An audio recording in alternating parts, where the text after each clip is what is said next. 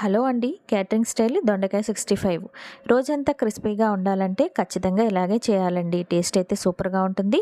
పిల్లలకు కూడా స్కూల్స్ తెరిచేశారు కాబట్టి చక్కగా పప్పుతో పాటు ఈ దొండకాయ 65ని చేసి పెట్టండి. టేస్ట్ అయితే సూపర్‌గా ఉంటుంది. చాలా ఈజీ.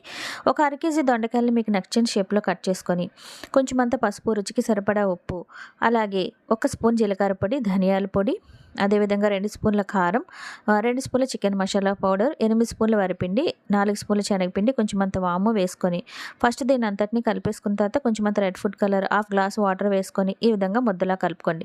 డీప్ ఫ్రైకి సరిపడా ఆయిల్ పెట్టుకొని హై ఫ్లేమ్ పెట్టుకొని కడాయికి ఎంత పడతాయో అంత వేసేసుకొని అటు ఇటు కలుపుకుంటూ ఈ కలర్ వచ్చేంత వరకు ఫ్రై చేసుకొని ప్లేట్లోకి వేసేసుకున్న తర్వాత వేయించుకున్న పల్లీలు, వేయించుకున్న జీడిపప్పు, పచ్చిమిరపకాయలు, కరివేపాకు వీటన్నింటిని వేసి కలిపేసుకొని వేడి వేడి పప్పుతోటి ఈ దొండకాయ 65 సర్వ్ చేసి చూడండి. చాలా బాగుంటుంది. నచ్చితే మీరు కూడా ట్రై చేయండి. ప్లీజ్ నా ఛానల్ అయితే సబ్స్క్రైబ్ చేయండి. Thank you.